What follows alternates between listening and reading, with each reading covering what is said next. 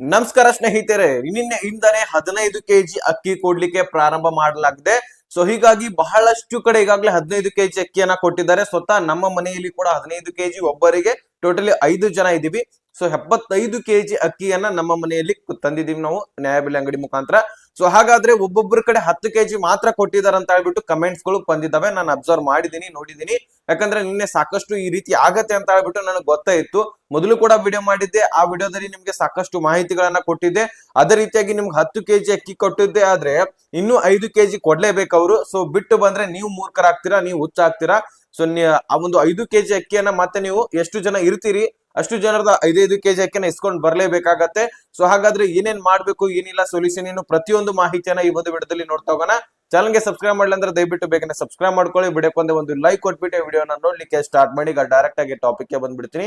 ವೀಕ್ಷಕರೇ, ಇದನ್ನ ನಾನ್ ಹೇಳ್ತಾ ಇಲ್ಲ 15 ಕೆಜಿ ಅಕ್ಕಿ ಕೊಡ್ತಾರಂತ ಹೇಳ್ಬಿಟ್ಟು.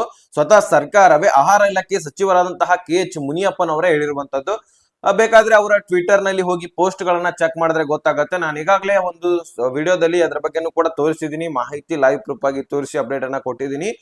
ಈ ಒಂದು 15 ಕೆಜಿ ಅಕ್ಕಿ ಕೊಡ್ಲಿಕ್ಕೆ ಕಾರಣ ಏನು ಅನ್ನುವಂಥದ್ದನ್ನ ನಾನು ಹೇಳ್ತೀನಿ. ನೆಕ್ಸ್ಟ್ ಇದಕ್ಕೆ 10 ಕೆಜಿ ಅಕ್ಕಿ ಕೊಟ್ಟಿದ್ರೆ ಅಥವಾ 5 ಕೆಜಿ ಅಕ್ಕಿ ಕೊಟ್ಟಿದ್ರೆ ಉಳಿದಂತಹ ಅಕ್ಕಿಯನ್ನ ನಾವು ಪಡ್ಕೊಳ್ಬೇಕಂದ್ರೆ ಏನ್ ಮಾಡ್ಬೇಕು ಅನ್ನುವಂಥದ್ದನ್ನ ನಾನು ಹೇಳ್ತೀನಿ.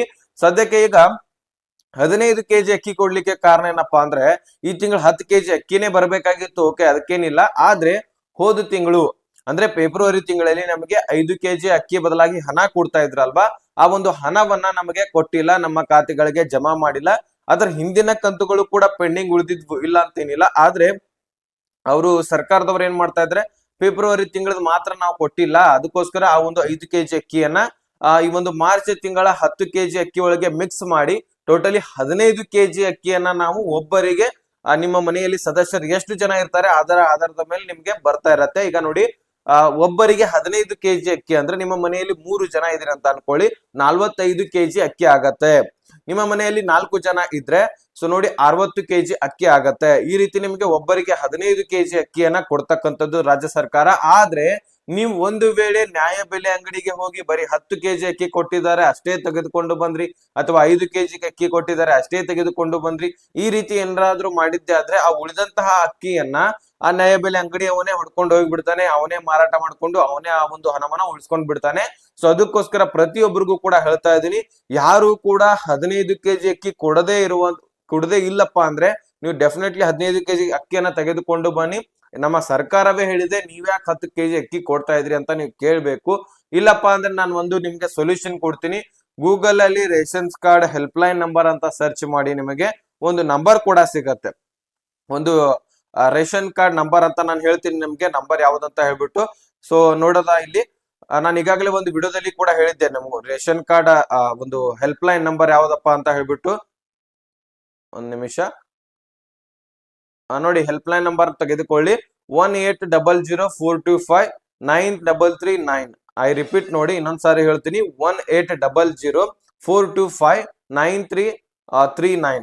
ಈ ಒಂದು ನಂಬರ್ಗೆ ನೀವು ಕರೆ ಮಾಡ್ಕೊಂಡು ಯಾವುದೇ ಇಶ್ಯೂ ಇದ್ರೂ ಸಹಿತ ಆ ಒಂದು ನಂಬರ್ಗೆ ಕರೆ ಮಾಡಿ ನೀವು ತಿಳಿಸಬಹುದು.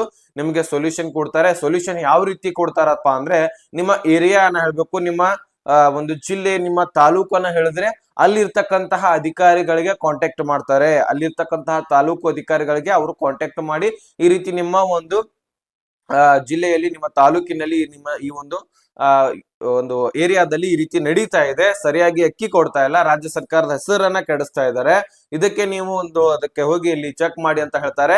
ಅವರು ಆ ನ್ಯಾಯಬೆಲೆ ಅಂಗಡಿ ಅವನಿಗೆ ಕರೆ ಮಾಡ್ತಾರೆ. ಒಂದು ಇಲ್ಲಪ್ಪ ಅಂದ್ರೆ ಆ ನ್ಯಾಯಬೆಲೆ ಅಂಗಡಿಗೆ ಬಂದು ಅವನಿಗೆ ವಾರ್ನಿಂಗ್ ಮಾಡಿ ಹೋಗ್ತಾರೆ, ಇಲ್ಲಪ್ಪ ಅಂದ್ರೆ ಕಾನೂನು ಕ್ರಮವನ್ನ ತೆಗೆದುಕೊಳ್ತಾರೆ. ಸೊ ನಿಮಗೆ 10 ಕೆಜಿ ಇದಷ್ಟೇ ಅಲ್ಲ, 5 ಕೆಜಿ ಅಕ್ಕಿ ಕೊಡೋದಾಗಿರ್ಲಿ, 10 ಕೆಜಿ ಅಷ್ಟೇ ಅಲ್ಲ, ನಿಮಗೆ ಕಿರುಕುಳ ಕೊಡ್ತಾ ಇದ್ರೆ, ಅಕ್ಕಿ ಕೊಡೋದೆಲ್ಲ ಹೋಗ್ರಿ ಅಂತ ಹೇಳ್ತಾ ಇದ್ರೆ, ಅಥವಾ ನಾಳೆ ಬನ್ನಿ, ಇಂದು ಬನ್ನಿ, ನಾಡ್ದು ಬನ್ನಿ, ಈ ರೀತಿ ಕಾರ್ಡ್ ಕೊಡ್ತಾ ಇದ್ರೆ, ಸೊ ಡೆಫಿನೆಟ್ಲಿ ಪ್ರತಿ ತಿಂಗಳ ರೇಷನ್ ನಿಮಗೆ 15 ತಾರೀಕು ಸ್ಟಾರ್ಟ್ ಆಗಿಬಿಡತ್ತೆ. ಅಷ್ಟರೊಳಗೆ ಅವ್ರು ಕೊಡ್ಲಿಕ್ಕೆ ಪ್ರಾರಂಭ ಮಾಡ್ಬೇಕು. ಏನಾದ್ರು ಪ್ರತಿ ತಿಂಗಳು ಕೂಡ ಲೇಟ್ ಮಾಡಿ ಕೊಡ್ತಾ ಹೋದ್ರೆ, ಅಥವಾ ರೇಷನ್ ಸರಿಯಾಗಿ ಕೊಡ್ತಾ ಇಲ್ಲಪ್ಪ ಅಂದ್ರೆ ನೀವೇನ್ ಮಾಡಿ ನೀವು ದೂರನ್ನ ಈ ನಂಬರ್ಗೆ ಕೊಡಿ.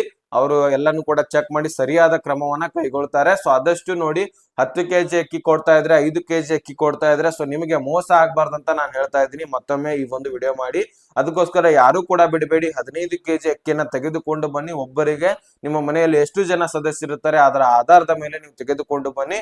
ಇನ್ನು ಇದರ ಹೊರತಾಗಿ ಏನೇ ಕ್ವಶನ್ಸ್ ಕೇಳೋದಿದ್ರು ಸಹಿತ ಡಿಸ್ಕ್ರಿಪ್ಷನ್ ಅಲ್ಲಿ ಇನ್ಸ್ಟಾಗ್ರಾಮ್ ಲಿಂಕ್ ಇರುತ್ತೆ, ಅಲ್ಲಿಂದ ಮೆಸೇಜ್ ಮಾಡಿ.